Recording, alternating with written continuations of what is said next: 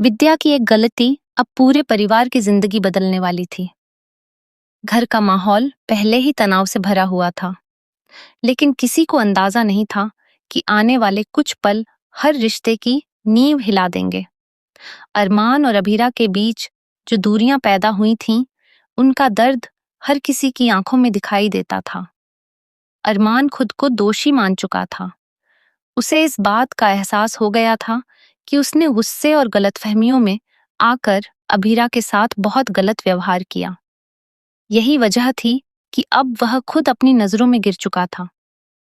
लेकिन विद्या को यह बात बिल्कुल भी बर्दाश्त नहीं हो रही थी कि इतने सबके बाद भी अरमान के दिल में अभीरा के लिए जगह बनी हुई है। विद्या को लगने लगा था कि अगर उसने अभी भी कुछ नहीं किया तो एक दिन अरमान और अभीरा फिर से एक हो जाएंगे। यही सोचकर उसने एक ऐसा कदम उठाने का फैसला किया जो न सिर्फ अभीरा को तोड़ देगा बल्कि पूरे परिवार को भी बिखेर देगा। विद्या ने तय कर लिया था कि अब वह मायरा की नजरों में अभीरा को गिराएगी। उसे पता था कि मायरा अभीरा की सबसे बड़ी कमजोरी है। अगर मायरा के मन में जहर भर दिया जाए तो अभीरा खुद ही टूट जाएगी। घर में सब लोग मौजूद थे। माहौल शांत था, लेकिन उस शांति के पीछे एक तूफान छिपा हुआ था। तभी विद्या धीरे धीरे सबके सामने आती है। उसके चेहरे पर अजीब सा गुस्सा और अहंकार दिखाई दे रहा था। अभीरा उसे देखकर थोड़ा घबरा जाती है, क्योंकि उसे महसूस हो जाता है कि विद्या कुछ बड़ा करने वाली है। मायरा भी वहीं खड़ी थी और मासूम आंखों से सबको देख रही थी।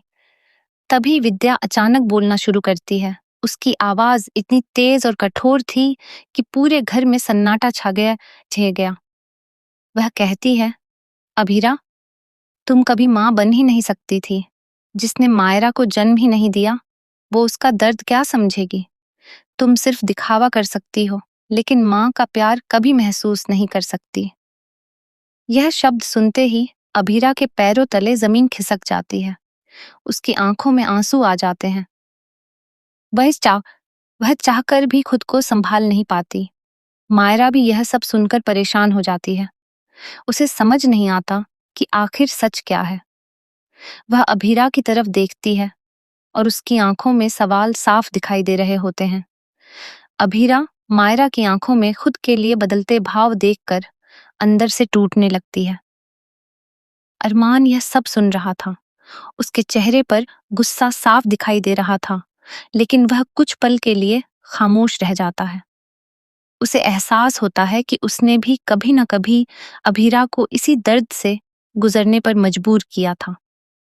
यही सोचकर उसकी आंखें झुक जाती हैं। अभीरा कांपती हुई आवाज में कहती है, शायद माँ सही कह रही हैं। शायद मैं सच में मायरा की माँ कहलाने लायक नहीं हूं। मैं इस सच को झूठा भी तो साबित नहीं कर सकती। यह सुनते ही मायरा की आंखों में आंसू आ जाते हैं। वह अभीरा के पास जाना चाहती है, लेकिन विद्या की बातें उसके मन में डर पैदा कर चुकी थीं। पूरा परिवार चुप था। किसी के पास कोई जवाब नहीं था। तभी अचानक वहां संजय आता है। संजय के चेहरे पर गुस्सा साफ दिखाई दे रहा था। वह सीधे विद्या की तरफ देखता है और कहता है, बस बहुत हो गया। अब सच सबके सामने आएगा। अभीरा को झूठा साबित करने की कोशिश मत कीजिए, क्योंकि असली झूठ तो आपने बोला है। यह सुनकर सब लोग हैरान रह जाते हैं। विद्या के चेहरे का रंग उड़ जाता है। अरमान भी संजय की तरफ देखने लगता है। उसे समझ नहीं आता कि आखिर संजय क्या कहना चाहता है। संजय आगे कहता है, आज सबको पता चल जाएगा कि आखिर असली दोषी कौन है। अभीरा नहीं, बल्कि वो इंसान जिसने अपनी नफरत में सारी हदें पार कर दी। अरमान गुस्से में कहता है, संजय चाचू, अब और क्या बाकी रह गया है। इनका सच तो पहले ही सामने आ चुका है। लेकिन संजय रुकता नहीं। वह कहता है, नहीं अरमान, अभी सबसे बड़ा सच बाकी है। अगर आज यह सच सामने नहीं आया तो अभीरा जिंदगी भर लोगों के ताने सुनती रहेगी। इतना कहकर संजय एक वीडियो चलाता है। वीडियो शुरू होते ही सबकी सांसें थम जाती हैं। उसमें साफ दिखाई दे रहा था कि विद्या अस्पताल में किसी की रिपोर्ट बदल रही है। धीरे धीरे सच सामने आता है कि वह रिपोर्ट किसी और की नहीं, बल्कि अभीरा की थी। विद्या ने जानबूझकर रिपोर्ट बदलकर सबको यह विश्वास दिलाया था कि अभीरा कभी मां नहीं बन सकती। वीडियो देखते ही पूरे घर में हड़कंप मच जाता है। दादी के हाथ कांपने लगते हैं। कावेरी की आंखें फटी की फटी रह जाती हैं। मायरा सदमे में आ जाती है। उसे समझ नहीं आता कि आखिर उसकी दादी ने इतना बड़ा झूठ क्यों बोला। अभीरा वहीं बैठ जाती है। उसकी आंखों से लगातार आंसू बह रहे थे। उसे विश्वास ही नहीं हो रहा था कि उसके साथ इतना बड़ा धोखा हुआ है।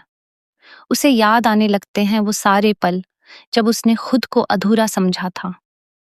वो सारी रातें जब वह अकेले बैठकर रोती थी। वो हर ताना जो उसने चुपचाप सह लिया था। और आज पता चल रहा था कि यह सब एक झूठ था। अरमान की हालत सबसे ज्यादा खराब हो चुकी थी। उसे याद आने लगा कि उसने कैसे अभीरा पर गुस्सा किया, उसे गलत समझा और उसे अकेला छोड़ दिया। उसे खुद से नफरत होने लगती है। वह धीरे धीरे अभीरा के पास जाता है, लेकिन अभीरा उसकी तरफ देखती तक नहीं। अरमान की आंखों में आंसू आ जाते हैं। वह कहता है, अभीरा मुझे माफ कर दो। मैंने तुम्हारे साथ बहुत गलत किया। मैंने तुम्हारी बात सुने बिना तुम्हें दोषी मान लिया। लेकिन अभीरा इस बार पूरी तरह टूट चुकी थी। वह कहती है, अरमान, गलती सिर्फ आपकी नहीं थी। मैं भी हर बार चुप रही। मैंने हर दर्द अकेले सहा, लेकिन अब मुझमें और ताकत नहीं बची। मायरा यह सब देखकर रोने लगती है। वह भागकर अभीरा के गले लग जाती है और कहती है, मम्मा, मुझे माफ कर दो। मैंने भी आप पर शक किया। यह स्टे आओ सुनते ही अभीरा खुद को रोक नहीं पाती और जोर जोर से रोने लगती है। वह मायरा को कसकर गले लगा लेती है। पूरा परिवार यह भावुक पल देखकर रो पड़ता है।